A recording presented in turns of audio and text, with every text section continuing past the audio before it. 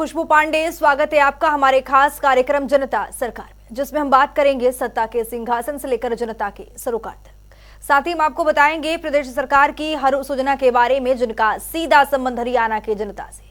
जो योजनाएं प्रदेश के विकास को नई गति प्रदान करेंगी और हरियाणा की जनता का चहुमुखी विकास भी करेंगी, ताकि प्रदेश की जनता तरक्की की राह पर आगे बढ़े और हरियाणा प्रदेश उन्नति की नई ऊंचाई। 20 मिनट तक बने रही हमारे साथ और देखते रहिए जनता सरकार।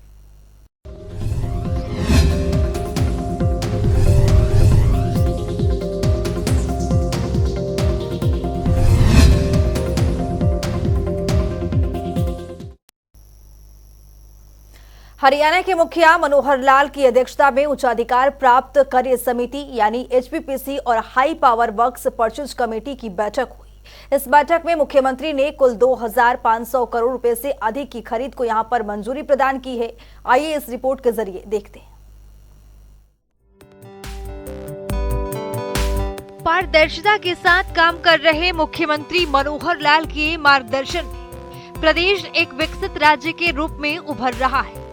यही वजह है कि हरियाणा एक प्रगतिशील राज्यों के रूप में आगे बढ़ रहा है। बुधवार को मुख्यमंत्री मनोहर लाल की अध्यक्षता में उच्चाधिकार प्राप्त कार्य समिति यानी एचपीपीसी और high power works purchase committee यानी एचपीडब्ल्यूपीसी की बैठक हुई, जिसमें मुख्यमंत्री ने करीब 2500 करोड़ रुपए से अधिक के कॉन्ट्रैक्ट और विभिन्न वस्तुओं की खरीद को मंजूरी दी है।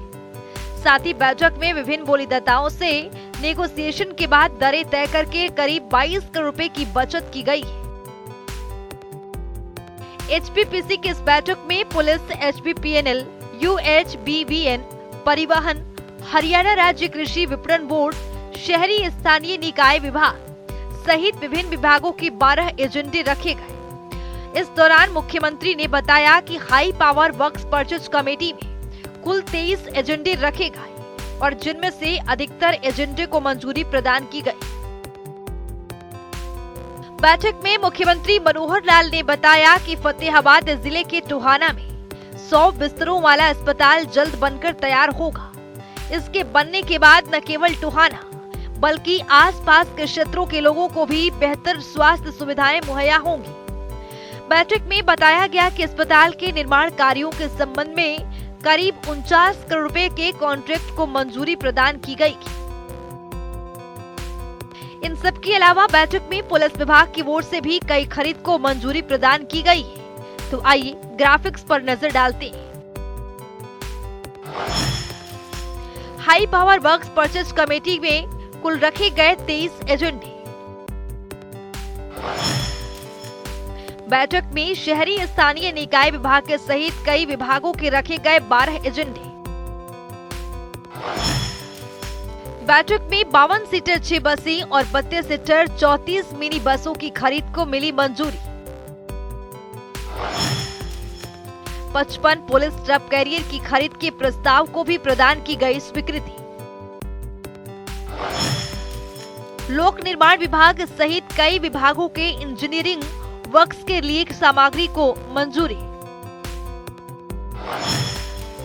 343 करोड़ रुपए की सामग्री की खरीद को प्रदान की गई मंजूरी। फरीदाबाद के सेक्टर 78 में अंतर्राष्ट्रीय कन्वेंशन सेंटर के निर्माण से संबंधित कार्यों को मंजूरी। बैठक में लगभग 350 करोड़ रुपए से अधिक के कॉन्ट्रैक्ट को प्रदान की गई मंजूरी। जिला पंचकुला के सेक्टर 5 में राज्य पुस्तकालय भवन के निर्माण कार्यों को मंजूरी दी गई। राज्य पुस्तकालय भवन के कार्य पर लगभग 22 करोड़ रुपए के कॉन्ट्रैक्ट को यहां पर स्वीकृति दी गई। बैठक में कृषि और किसान कल्याण मंत्री जेपी दलाल, ऊर्जा मंत्री रणजीत सिंह, शहरी स्थानीय निकाय मंत्री डॉक्टर कमल गुप्ता, विकास एवं पंचायत मंत्री देवेंद्र सिंह बबली, डेयरी विभाग के अतिरिक्त मुख्य सचिव अंकुर गुप्ता सहित कई वरिष्ठ अधिकारी उपस्थित थे। जनता टीवी के लिए चंडीगढ़ से पवन सिवर की रिपोर्ट। मुख्यमंत्री मनोहर लाल की अध्यक्षता में फरीदाबाद में जिला लोक संपर्क एवं परिवेदना समिति की मासिक बैठक हुई, जिसमें कुल 14 फरियाद रखे गए। इस अवसर पर मुख्यमंत्री ने बताया कि प्रदेश की जनता मेरा परिवार है। इस रिपोर्ट के जरिए देखिए।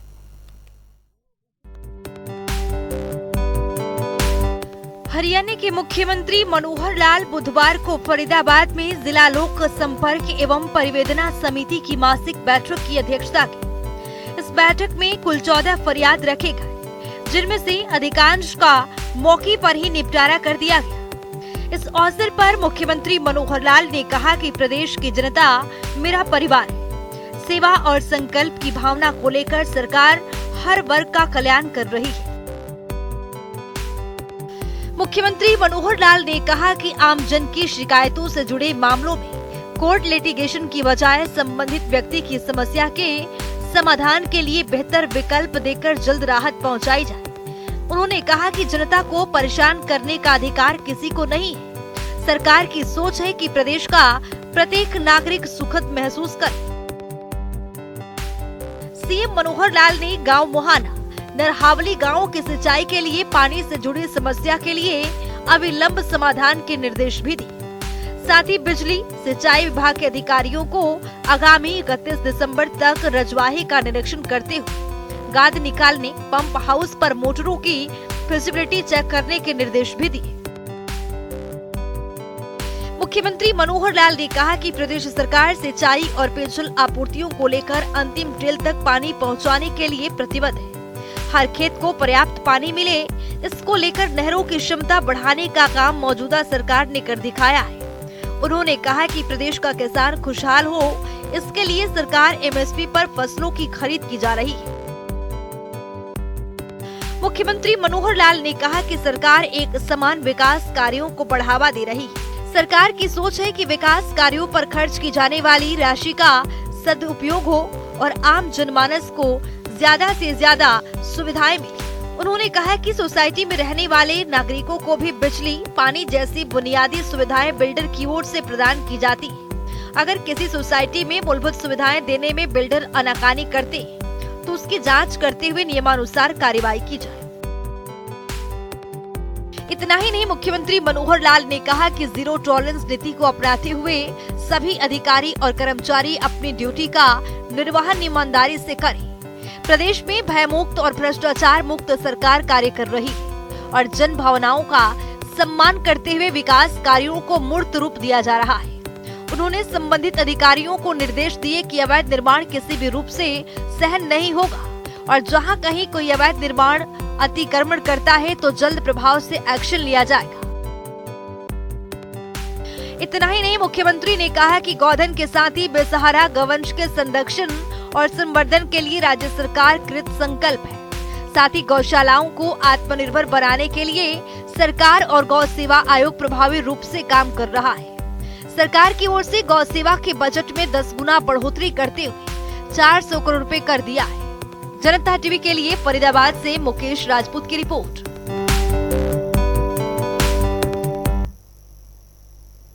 मुख्यमंत्री मनोहर लाल के नेतृत्व में हरियाणा को 42वां भारतीय अंतर्राष्ट्रीय व्यापार मेला 2023 में उत्कृष्ट प्रदर्शन के लिए सम्मानित किया गया है। आइए ग्राफिक्स पर नजर डालते हैं। तब मेले में उत्कृष्ट प्रदर्शन के लिए हरियाणा रजत पदक से अलंकृत किया गया है। व्यापार मेला आयोजन के इतिहास में हरियाणा को ये पहली बार पुरस्कार मिला है। मुख्यमंत्री मनोहर लाल के नेतृत्व को झलकाता है कि किस तरह से हरियाणा में विकास हो रहा है। समापन समारोह में हरियाणा को स्वच्छता श्रेणी में ये प्रदान किया गया है। व्यापार मेला आयोजन के इतिहास में हरियाणा को ये पहली बार पुरस्कार मिला है। हरियाणा के मुख्यमंत्री मनोहर लाल ने पिछले 9 सालों में शिक्षा के क्षेत्र में कई बड़े बदलाव किए हैं। यही वजह है कि हरियाणा की युवा हर क्षेत्र में अपना दमखम दिखा रहा है। इतना ही नहीं, मनोहर सरकार में लड़कियों की शिक्षा के सपनों को उड़ान भी मिली है, जिससे प्रदेश के छोरियां छोरों से हर क्षेत्र में प्रदेश का मान बढ़ा रही है। इस रिपोर्ट के जरिए देखिए। हरियाणा के मुख्यमंत्री मनोहर लाल ने प्रदेश में शिक्षा नीति को बेहतर बनाते हुए देश विदेशों में हरियाणा की एक अलग पहचान बनाई है। इस नीति को लेकर प्रदेश में कई योजनाएं भी चलाई जा रही हैं, ताकि हरियाणा एक विकसित राज्य के रूप में आगे बढ़ सके, जिसको लेकर आज सरकारी स्कूलों में शिक्षा की गुणवत्ता देखने को मिल रही है और इसके परिणाम स्वरूप आज सरकारी स्कूलों के बच्चे भी प्रतियोगी परीक्षाएं पास करके अपने परिवार और प्रदेश का नाम रोशन कर रहे हैं। मुख्यमंत्री मनोहर लाल ने शिक्षा को जीवन का आधार मानते हुए लड़कियों की शिक्षा पर विशेष ध्यान दिया। उन्होंने आर्य समाज के संस्थापक स्वामी दयानंद सरस्वती के लड़कियों की स्वतंत्रता के साथ साथ शिक्षा के आदर्शों की पालन करते हुए नीतिगत निर्णय को लेकर कम से कम दूरी पर स्कूल और कॉलेज स्थापित करने की पहल की गई और आज हरियाणा के हर 3 किलोमीटर पर एक स्कूल और हर 20 किलोमीटर के दायरे में एक कॉलेज अवश्य मौजूद है। इससे न केवल स्कूलों में लड़कियों का ड्रॉप आउट कम हुआ है, तो वहीं लड़कियों के उच्च शिक्षा के सपनों को भी एक नई उड़ान मिली है। 21वीं सदी के युग में जब हर क्षेत्र में सूचना प्रौद्योगिकी ने अपनी पैठ बना ली है, तो वहीं शिक्षा क्षेत्र में भी इससे अछूता नहीं रहा। इस चुनौती को समझते हुए मुख्यमंत्री मनोहर लाल ने प्रदेश के गरीब और जरूरतमंद परिवारों के बच्चों को भी स्मार्ट शिक्षा मुहैया करवाने के लिए कई पहल की शुरुआत की है और राष्ट्रीय शिक्षा नीति 2020 में निहित स्मार्ट क्लासरूम की अवधारणा को मुख्यमंत्री ने पहले से ही हरियाणा में लागू कर दिया था। इसी कड़ी में यदिगम नामक नई योजना लाकर मुख्यमंत्री ने शिक्षा के क्षेत्र में IT क्रांति लाने का काम किया है। इस योजना के तहत सरकारी स्कूलों के 9वीं से 12वीं कक्षा तक के विद्यार्थियों और PGT अध्यापकों को 2GB इंटरनेट डाटा के साथ 5,50,000 टैबलेट मुफ्त उपलब्ध करवाए। इसके साथ ही मुख्यमंत्री मनोहर लाल ने बताया कि आज के समय में नैतिक शिक्षा को भी दैनिक शिक्षा के साथ जोड़ने की आवश्यकता है, ताकि बच्चे बचपन से ही संस्कारवान बने। इसी उद्देश्य के लिए मुख्यमंत्री ने राष्ट्रीय शिक्षा नीति 2020 को प्रदेश में वर्ष 2025 तक पूरी तरह लागू करने का लक्ष्य निर्धारित किया है। इस नई शिक्षा नीति में 3 साल से कम आयु वाले बच्चों को भी व्यवहारिक ज्ञान देने के लिए प्लेवे स्कूल की अवधारणा को भी निहित किया गया है। इसको लेकर हरियाणा सरकार पहले ही बहुत आगे बढ़ चुकी है। मुख्यमंत्री ने प्रदेश में 4,000 प्लेवे स्कूल खोले हैं और 4,000 और प्लेवे स्कूल खोलने का लक्ष्य रखा है। मुख्यमंत्री ने राष्ट्रीय शिक्षा नीति 2020 के तहत 1,074 विद्यालयों में 6वीं से 8वीं कक्षा तक के पूर्व व्यावसायिक शिक्षा शुरू की थी। स्पेशल डेस्क जनता टीवी। पारदर्शिता के साथ काम कर रहे हरियाणा के मुखिया मनोहर लाल ने करीब 9 सालों में हरियाणा की तकदीर और तस्वीर को बदलने का काम किया है। आज हरियाणा की छवि देश के अग्रणी राज्यों में शुमार होता जा रहा है, क्योंकि यहाँ के मुखिया मनोहर लाल ने ये साबित कर दिया है कि राजनीति में रहते हुए समाज की भलाई के लिए व्यापक तरीके से कार्य किया जा सकता है, जिससे आम जनमानस तक लाभ पहुंच सके। देखिए मनोहर सरकार के 9 साल के विकास कार्यों से जुड़ी एक खास रिपोर्ट।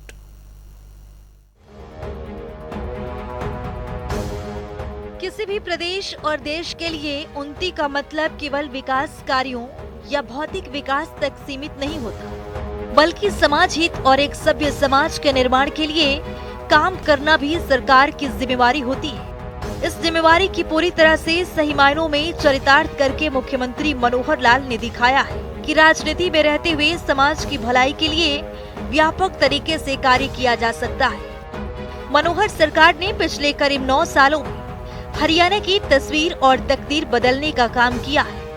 सत्ता संभालते ही मुख्यमंत्री ने आम जन के जीवन को सुगम बनाने की जो पहल की थी, उसे आज आम जनमानस तक घर बैठे सभी सरकारी योजनाओं और सुविधाओं का लाभ मिल रहा है। मुख्यमंत्री मनोहर लाल ने IT का प्रयोग करते हुए बड़ा व्यवस्था परिवर्तन कर राजकाज की व्यवस्था को ऑनलाइन किया। सरकार ने ग्राम स्तर तक अंत्योदय सरल केंद्र, अटल सेवा केंद्र खोले, जिससे नागरिकों को सरकार की योजनाओं और सेवाओं का लाभ प्राप्त करने के लिए दफ्तरों के चक्कर लगाने से मुक्ति मिली। आज इन केंद्रों के माध्यम से प्रदेशवासियों को 50 से अधिक विभागों की 680 से अधिक योजनाएं और सेवाएं मुहैया करवाई जा रही है। इतना ही नहीं, सामाजिक परिवेश में परिवार एक इकाई होता है, इसीलिए परिवार की पहचान के लिए मुख्यमंत्री ने परिवार पहचान पत्र एक महत्वाकांक्षी योजना शुरू की है।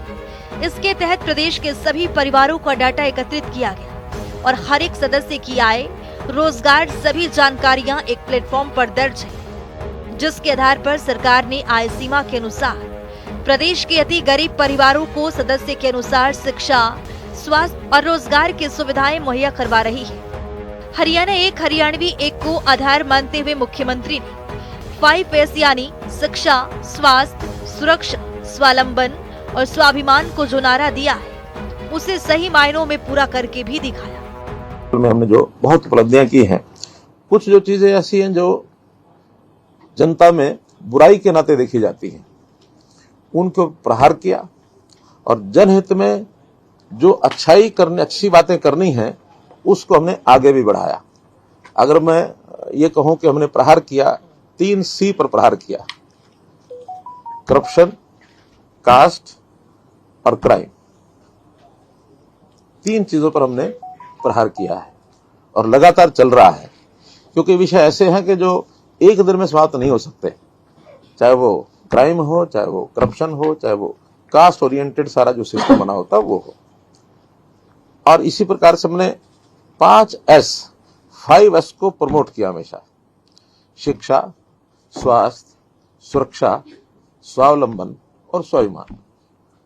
इन 5 चीजों को हमने लगातार प्रमोट किया है। बाकी तो इनके नीचे आने वाले अनन्य कार्यक्रम, अनन्य विभाग, उनकी अपनी योजनाएं, वो सब चलते हैं, लेकिन मोटे रूप से हमने लगातार अपनी इस विचारधारा के आधार पर अपनी सारी रणनीति बनाई है। प्रदेश में शिक्षा के स्तर को ऊंचा उठाने के लिए राज्य सरकार ने आमूलचूल परिवर्तन किए। साल 2014 के बाद से लगातार शिक्षा क्षेत्र के लिए बजट में वृद्धि की और स्कूलों में अच्छा स्टाफ और अन्य सुविधाएं उपलब्ध करवाने पर बल दिया ताकि बच्चों को बेहतर शिक्षा मिल सके। कोविड-19 के दौरान बच्चों की शिक्षा प्रभावित न हो, इसके लिए सरकार ने डिजिटल माध्यम से कक्षाएं लगाई, साथ ही स्कूलों में मजबूत इंफ्रास्ट्रक्चर विकसित किया और निजी स्कूलों की भांति सरकारी क्षेत्र में भी अच्छी शिक्षा मिली। इसके लिए संस्कृति मॉडल स्कूल स्थापित किए गए। हरियाणा पहला ऐसा राज्य बना है जिसने आईटी के युग में 10वीं से 12वीं कक्षा के विद्यार्थियों को लगभग 5 लाख मुफ्त टैबलेट प्रदान किए हैं ताकि बच्चे आज के युग के साथ आगे बढ़ सके। राष्ट्रीय शिक्षा नीति 2020 को राष्ट्रीय लक्ष्य यानी वर्ष 2030 से पहले वर्ष 2025 में हरियाणा में पूर्ण रूप से लागू करने का निर्णय राज्य सरकार ने लिया है और 2025 तक ऐसा करने वाला हरियाणा देश का पहला राज्य बनेगा। प्रदेश के नागरिकों को बेहतर स्वास्थ्य सुविधाएं मुहैया करवाने के लिए मुख्यमंत्री मनोहर लाल के नेतृत्व में पिछले लगभग 9 सालों में सरकार ने स्वास्थ्य के आधारभूत ढांचे को सुदृढ़ किया, गांव स्तर तक हेल्थ सेंटर स्थापित किए ताकि हर नागरिक को इलाज की सुविधा सुगमता से मिल सके। चिकित्सकों की संख्या बढ़ाने के लिए भी सरकार ने कई कदम उठाए। साल 2014 में जहां प्रदेश में केवल 700 MBBS की सीटें थी, राज्य सरकार ने पिछले 9 सालों के दौरान नए मेडिकल कॉलेज खोलकर MBBS की सीटें को 1835 तक लाने का काम किया है। इतना ही नहीं, मुख्यमंत्री के विजन के अनुरूप हर जिले में एक मेडिकल कॉलेज स्थापित होने से MBBS की सीटों की संख्या 3000 तक पहुंच जाएगी। इतना ही नहीं, प्रदेश में नए नर्सिंग कॉलेज भी स्थापित किए जा रहे हैं। मुख्यमंत्री मनोहर लाल कहते हैं कि एक बेटी के पढ़ने से उनके परिवार की कई पीढ़ियां शिक्षित हो जाती है। इसी वाक्य को धरातल पर उतारते हुए प्रधानमंत्री नरेंद्र मोदी की ओर से शुरू किए गए बेटी बचाओ बेटी पढ़ाओ अभियान को सामाजिक संस्थाओं के सहयोग से वर्तमान राज्य सरकार ने भ्रूण हत्या पर अंकुश लगाया, जिसका नतीजा ये हुआ कि प्रदेश में लगातार लिंगानुपात में बेहतर सुधार हुआ।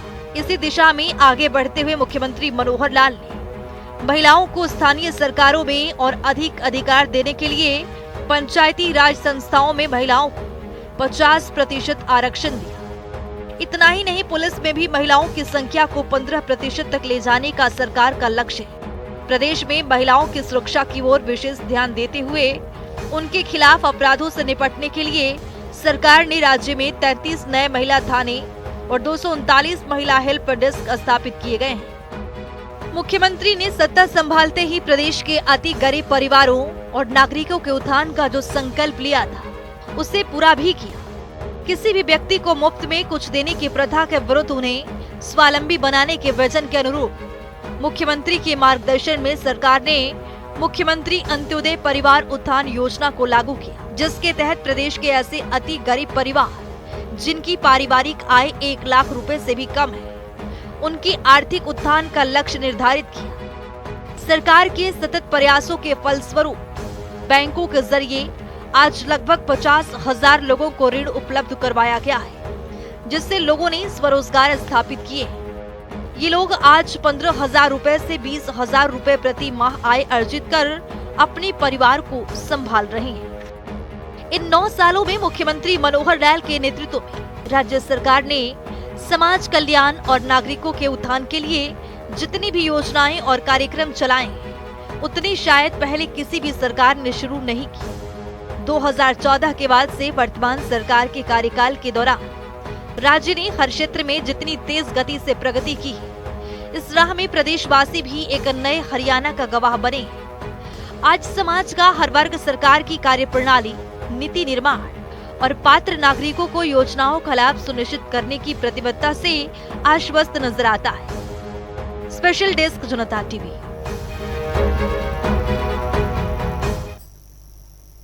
तो चलिए जान लेते हैं आज के सवाल का विजेता कौन है।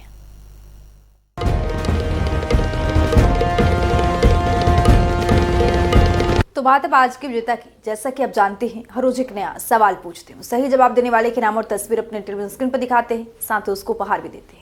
तो चलिए अब जान लेते हैं कल का हमारा सवाल क्या था और कौन है इसका विजेता। कल का हमारा सवाल था, मुख्यमंत्री शहरी आवास योजना को कब लागू किया गया था। इसका सही जवाब है बी, साल 2023। ढेरों जवाब है, लेकिन आज के हमारे विजेता हैं सोनीपत से मोहन लाल। मोहन, आपको बहुत बहुत बधाई। तो फिर पूछेंगे आज का सवाल, देखते रहिए जनता टीवी।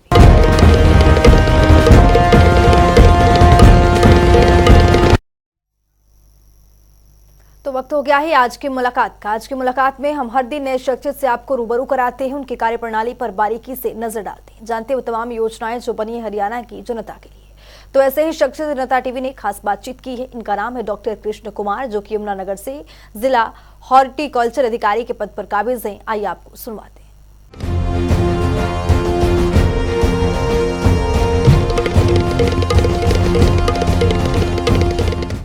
देखिए, अब ये इसमें मैं बताऊं आपको, इसमें हमारे जो मुख्यमंत्री महोदय हैं उन्होंने बड़ी अच्छी एक स्कीम लागू की है हरियाणा में, जो अब तक कहीं पे भी नहीं थी।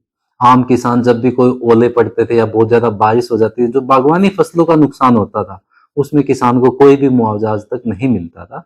लेकिन जो दूसरी फसलें हैं, गेहूं, धान, उसमें मुआवजे का बेशक किसानों को मिला है पीछे, लेकिन बागवानी फसलों के लिए किसानों को कोई मुआवजा नहीं मिला था। इसके लिए मुख्यमंत्री महोदय ने बागवानी विभाग ने मिलकर एक स्कीम लागू की है, जिसमें हरियाणा प्रथम है ऐसी स्कीम लागू करने में और किसानों की मैं कहूँगा फसलों की सुरक्षा के लिए।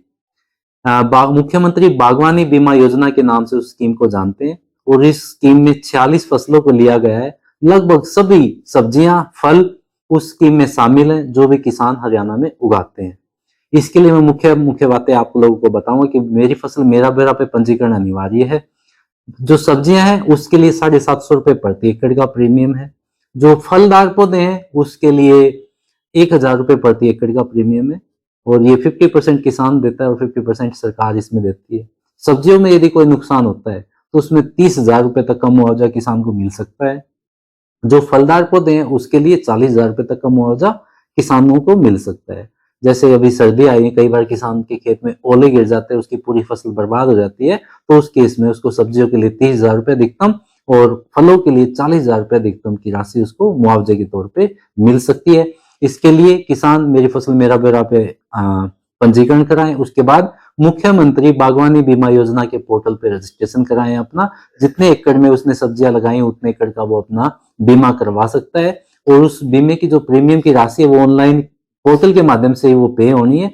और इसमें सबसे एक अहम बात मैं किसानों को बताना चाहूंगा कि इसमें कोई भी कंपनी की कोई इन्वॉल्वमेंट नहीं है। ये जो बीमा है ये किसान बागवानी विभाग और सरकार के मध्य में है। इसमें किसी भी कंपनी का कोई रोल नहीं है। जैसा प्रधानमंत्री फसल बीमा योजना या किसी अन्य स्कीम में होता है कि कम से कम 75% एरिया में नुकसान होगा तब किसानों को मुआवजा मिलेगा, ऐसा नहीं है। यदि इस स्कीम के तहत यदि एक किसान का एक खेत का भी नुकसान होता तो उसमें भी उसको मुआवजा मिलेगा।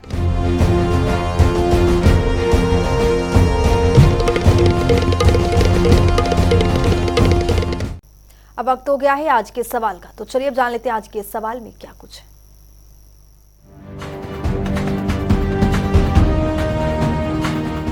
हर रोज की तरह हाजिर हूं आज का सवाल लेकर। जैसा कि आप जानते हैं, हर रोज एक नया सवाल पूछते हैं, सही जवाब देने वाले के नाम और तस्वीर अपने टेलीविजन स्क्रीन पर दिखाते हैं, साथ ही उसको उपहार भी देते हैं। तो चलिए अब नजर डालते हैं आज के सवाल। हरियाणा सरकार किसानों को पशुपालन के लिए किस योजना के तहत ऋण लेने की सुविधा प्रदान करती है। ए, पशु किसान क्रेडिट कार्ड योजना, परिवार पहचान पत्र योजना, किसान क्रेडिट कार्ड योजना, उपरोक्त सभी। तो दीजिए सही जवाब और बनिए विजेता।